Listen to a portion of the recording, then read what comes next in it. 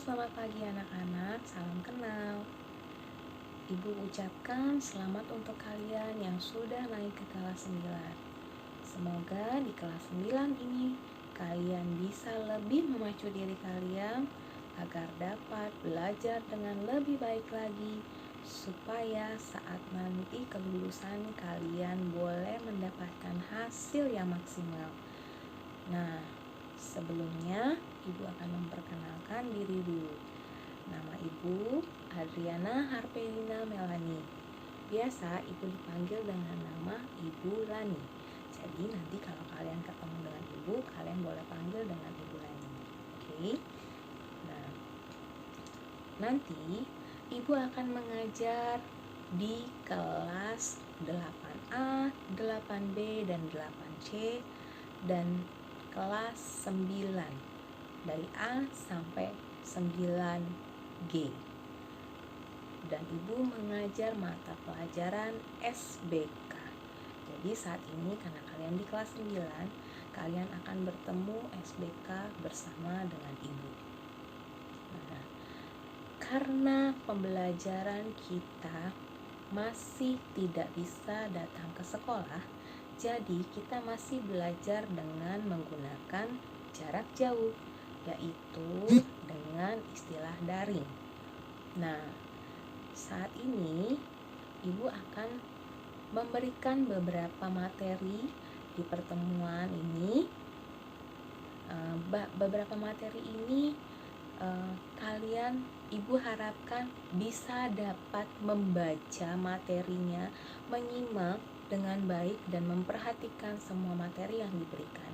Karena pada pertemuan pertama dan kedua nanti Ibu akan memberikan kalian berupa soal 5 soal, latihan soal dalam bentuk PG untuk kalian mau tahu seberapa jauh yang sudah kalian mengerti dari pembelajaran hari ini. Jadi sebaiknya kalian bisa untuk lebih memperhatikan, menyimak apa yang sudah disampaikan. Nah, nanti pada pertemuan ketiga kalian akan diberikan evaluasi. Evaluasi itu berguna untuk melihat sejauh mana materi bab pertama ini bisa kalian serap dengan baik. Dan ada tugas juga, kalian membuat sebuah tugas itu pada tugas pertemuan kedua. Nah, sekarang Ibu akan sedikit memberikan materi dalam pertemuan pertama ini di bab pertama, yaitu tentang seni lukis. Apa kalian tahu apakah yang dimaksud dengan seni lukis itu? Oke. Nah, seni lukis itu adalah sebuah pengembangan dari menggambar yang memiliki keunikan dan ciri khas tersendiri berdasarkan tema, corak atau gaya, bahan serta bentuk karya seni.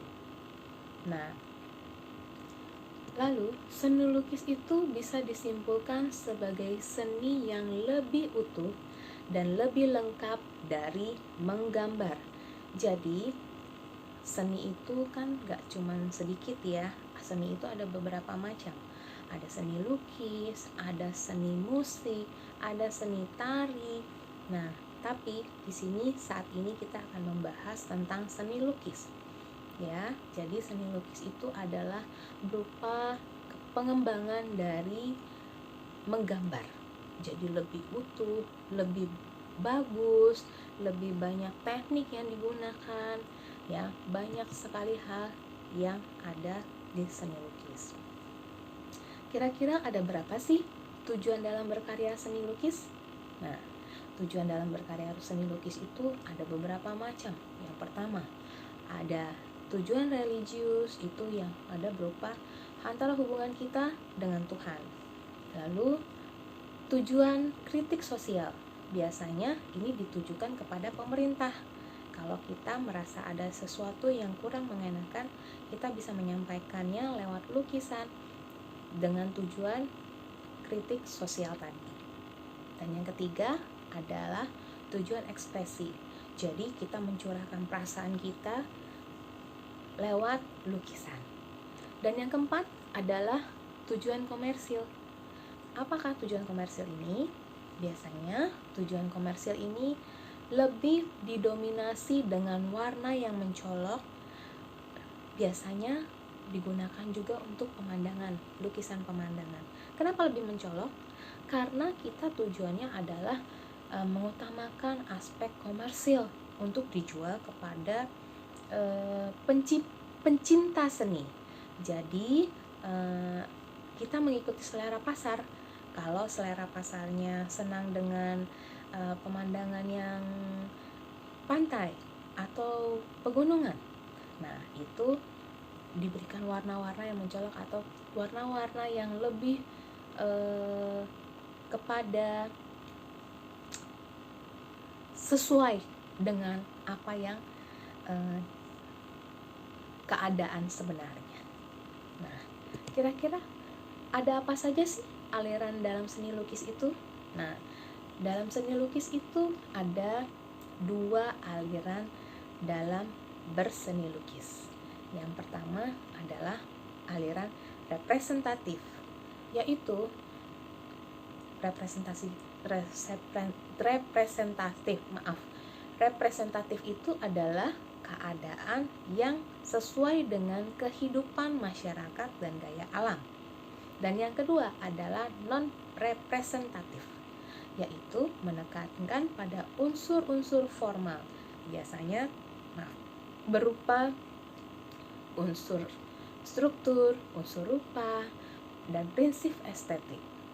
Biasanya bentuknya adalah susunan garis, bentuk, bidang, warna yang terbebas dari bentuk alam. Jadi kalau representatif, non-representatif itu tidak termasuk dalam lukisan yang alam itu. Nah, lukisan yang termasuk dari representatif itu ada apa saja sih gaya seninya?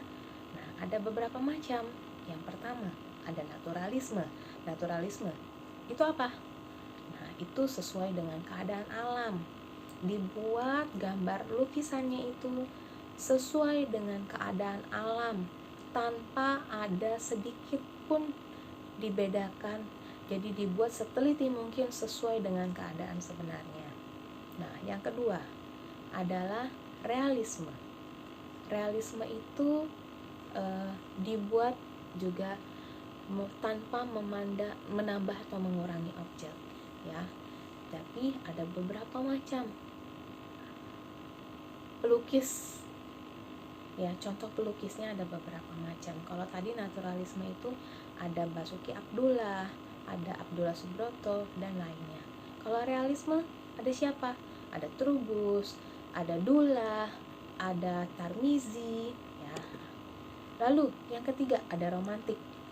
Aliran romantik ini lebih bersifat imajiner atau melukiskan tentang cerita-cerita romantis. Yang keempat, ada apa lagi sih alirannya? Nah, ada aliran ekspresionisme. Ekspresionisme itu apa? Sesuai dengan keadaan jiwa sang perupa. Jadi spontan dia mengeluarkan karyanya itu dari dirinya sendiri. Contohnya siapa? Contohnya adalah Vincent van Gogh. Dan yang kelima ada siapa? Ada aliran impresionisme. Impresionisme adalah sesuai dengan kesan objek yang dilukis, ya. Contohnya siapa? Ada Paul Gauguin, ya. Ada S. Sujono. Dan terakhir ada aliran apa? Ada aliran surrealisme. Aliran surrealisme itu apa? Yaitu aliran yang menggunakan bentuk dan warna seperti di dalam mimpi.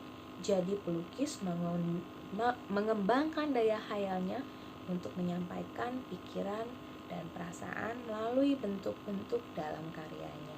Contoh pelukisnya siapa? Contohnya adalah Agus Kamal, ya. masih banyak sih beberapa lagi yang lain. Nah, yang kedua kita mau melanjutkan.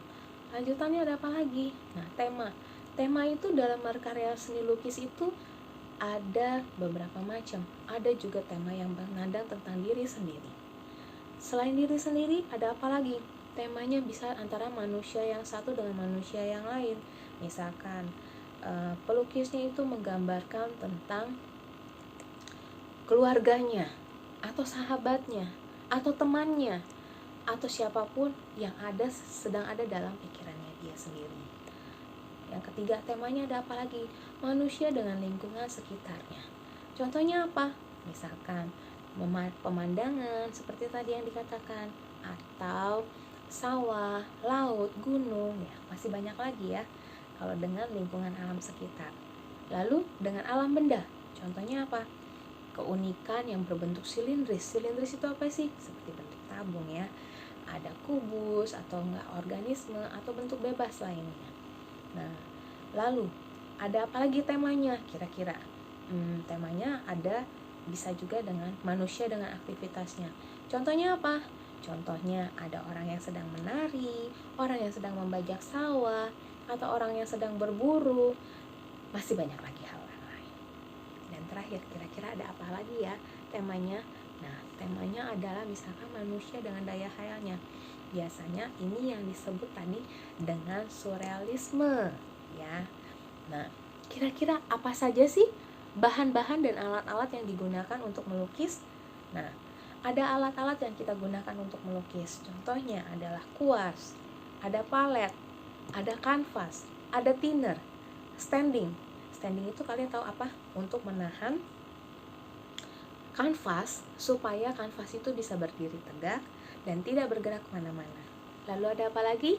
Ada pisau palet. Nah, bahan yang kita gunakan ada apa saja? Nah, bahan yang kita gunakan itu adalah cat berwarna. Catnya apa saja sih, Bu?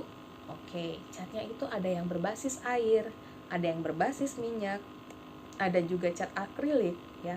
Cat akrilik itu apa sih, Bu?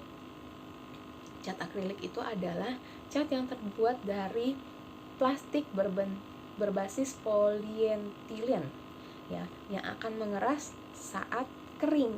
Nah, apalagi bahannya, Bu, selain itu cat-catan tadi? Ada lagi namanya pastel atau krayon. Tapi pastel atau krayon ini kadang-kadang kita melihatnya hampir sama, tapi ternyata tidak loh. Pastel atau krayon ini ada perbedaannya. Jadi bentuknya hampir sama, tapi sifatnya berbeda. Perbedaannya apa saja? Nanti kita lihat ya. Ada materinya kita tentang krayon dan pastel. Tapi mana sih yang kira-kira yang lebih banyak untuk menjadi pilihan? Ternyata yang lebih banyak menjadi pilihan itu adalah krayon. Mengapa? Karena sifatnya yang padat dan tidak mudah untuk menyerpih, jadi kotorannya nggak terlalu banyak. Jadi tidak mengotori tangan dan baju kita saat kita menggambar. Nah, teknik ada apa saja? Ada teknik akuarel, ada teknik plakat, ada teknik pointillis, ada mozaik, ada teknik spray, ada teknik basah, teknik kering, teknik yang campuran antara basah kering, atau teknik dicampurkan lagi dengan yang lebih elegan. Masih banyak, ada lukisan kaca, lukisan batik. Nah, beberapa cara yang bisa kita cari untuk teknik apa yang mau kita coba untuk lukisan kita nanti.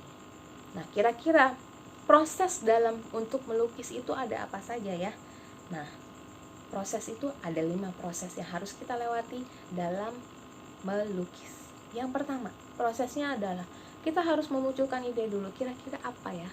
Kita mau bikin apa ini? Ya, kita harus punya imajinasi kita, mengembangkan imajinasi kita, atau melihat objek, atau melihat buku, atau mengunjungi museum. Ya, apapun yang bisa memunculkan ide-ide kita untuk kita bisa melukis. Yang kedua adalah kita membuat sketsa. Dari ide yang sudah kita miliki tadi, kita membuat sketsanya. Kira-kira seperti apa yang kita akan menggambar? Seperti apa yang akan kita lukis? Nah, dan yang ketiga adalah menentukan media gambar.